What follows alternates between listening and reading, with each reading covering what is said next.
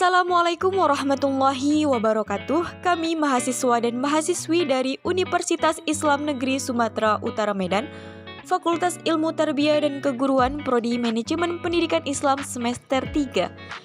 Video ini dibuat guna menyelesaikan salah satu tugas mata kuliah manajemen kurikulum yang diampu oleh Ibu Nurika Halila Daulay MA, yang dimana kami dari kelompok 3 yang terdiri dari 8 anggota kelompok yang masing-masing bekerja sama dalam memenuhi tugas ini. Jadi dalam tugas observasi kali ini kami meneliti tentang bagaimana pandangan seorang guru terhadap pelaksanaan kurikulum 2013 yang sudah diterapkan di sekolah tersebut. Dan sudah siapkah mereka menuju kurikulum merdeka? Yang langsung kami amati dan tanyakan di sekolah SD Negeri nomor 064969, tepatnya di Jalan Seser nomor 33 Sidorejo Hilir, Kecamatan Medan Tembung. Tapi sebelum kita masuk ke hasil laporan, izinkan kami untuk memperkenalkan diri terlebih dahulu.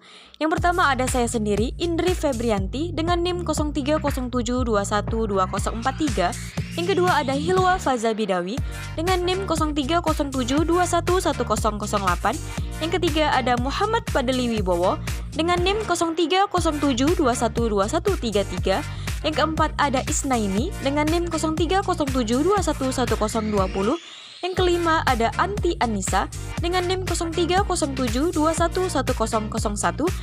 Yang keenam ada Ahmad Ripai dengan NIM 0307211004. Yang ketujuh ada Aisyah Oktaviana dengan NIM 0307212030. Dan yang terakhir ada Indra Wahyudi dengan NIM 0307211014. Dan mungkin itu saja perkenalan singkat dari kelompok 3. Nah, ngomong-ngomong soal kurikulum 2013 dan kurikulum merdeka, apa sih perbedaan dari kedua kurikulum tersebut yang akan dijelaskan oleh rekan saya, Isnaini? Dilansir dari web Kemdikbud, di kurikulum 2013 bertujuan untuk mempersiapkan manusia Indonesia agar memiliki kemampuan hidup sebagai pribadi dan warga negara yang beriman, produktif, kreatif, inovatif, dan afektif, serta mampu berkontribusi pada kehidupan bermasyarakat, berbangsa, bernegara, dan peradaban mendunia. Sementara itu, kurikulum merdeka adalah kurikulum dengan pembelajaran intrakurikuler yang beragam, di mana konten akan lebih optimal agar peserta didik memiliki cukup waktu untuk mendalami konsep dan menguatkan kompetensi. Nah, itu dia tadi penjelasan terkait kurikulum 2013 dan kurikulum merdeka.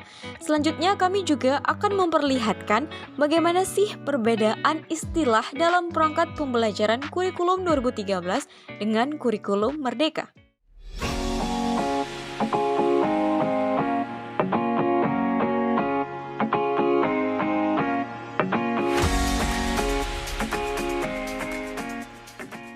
Baik, mungkin itu saja sudah cukup untuk menjelaskan bagaimana perbedaan antara kurikulum 2013 dengan kurikulum merdeka.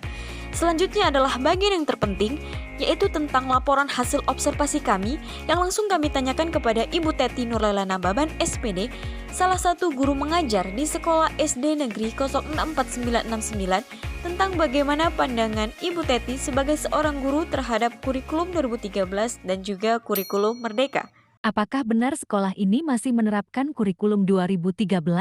Iya benar, kami menerapkan kurikulum 2013. Keseluruhannya sudah lama kita menggunakan kurikulum 2013.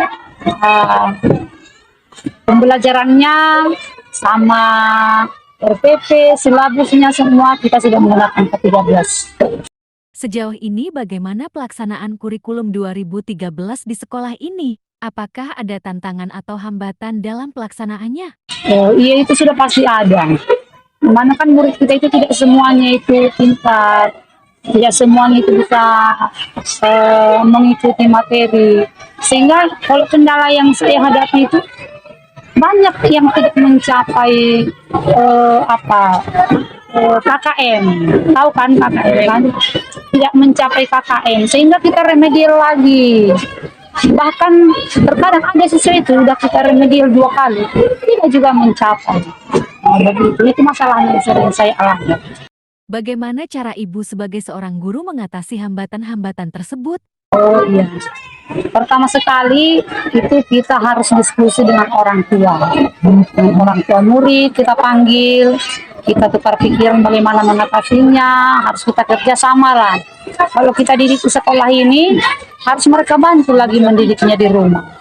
Kemudian kita juga dengan teman sejawat, kita itu tukar pikiran, diskusi untuk mengatasi masalah yang ada di kelas kita. Berarti menurut pandangan Ibu kurikulum 2013 ini sudah sangat membantu?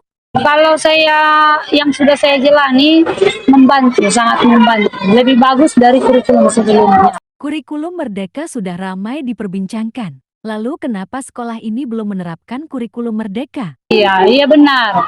Memang kita kan untuk melaksanakan kurikulum itu tidak bisa kita langsung menggunakannya kalau belum kita pahami kan. Jadi terlebih dahulu guru-gurunya dulu belajar mengikuti seminar pelatihan supaya benar-benar dulu kita gurunya paham, barulah kita implementasikan sama siswa gitu. Jika sekolah ini sudah siap, apakah Ibu sudah siap menjalani pembelajaran dengan kurikulum Merdeka? Ya sudah pasti. Kita harus mengikuti kurikulum yang dibuat Menteri Pendidikan kita kan. Karena kita sudah mempelajarinya, kayaknya lebih bagus kurikulum Merdeka. Dan sekarang sudah guru-gurunya sudah mulai belajar, sudah mengikuti yang online yang di kurikulum Merdeka itu kan banyak pelatihannya, pelatihan mandiri, kita buat aksi nyatanya sudah mulai gurunya. Nanti mungkin entah tahun depan 2023 mungkin kita sudah melaksanakan kurikulum Merdeka. Menurut Ibu apa-apa saja yang perlu dipersiapkan dalam menuju kurikulum Merdeka?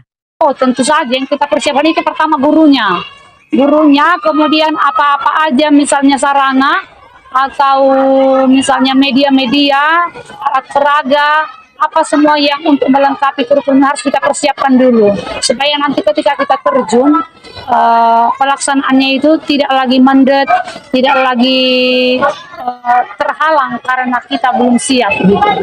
Untuk jam pelajaran di sekolah ini bagaimana, Bu?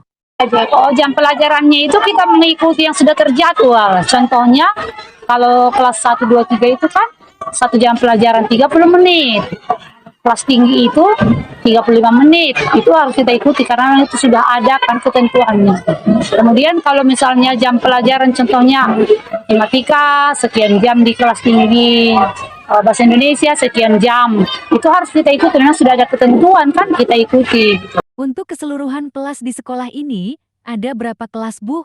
Kalau kelas 1 sampai kelas 6 ada 11 kelas. Karena ada yang paralel ya kan.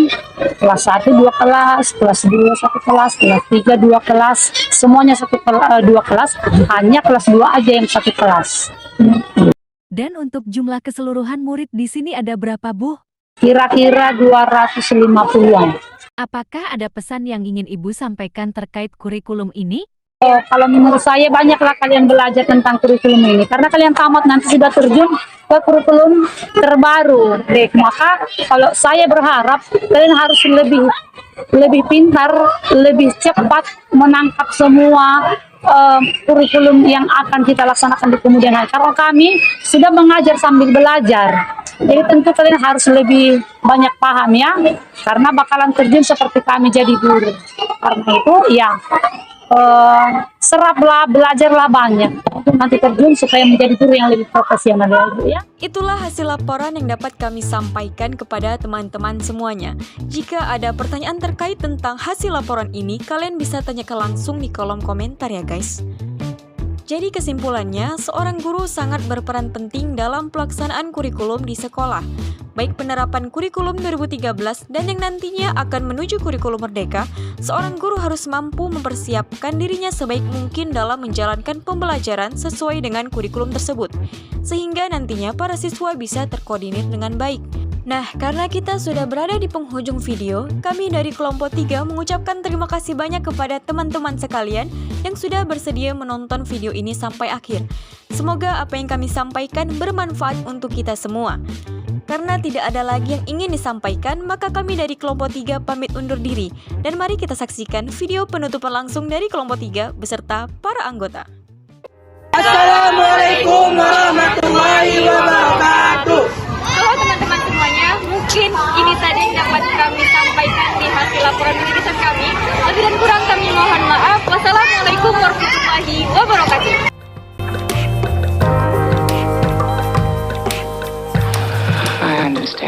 wabarakatuh.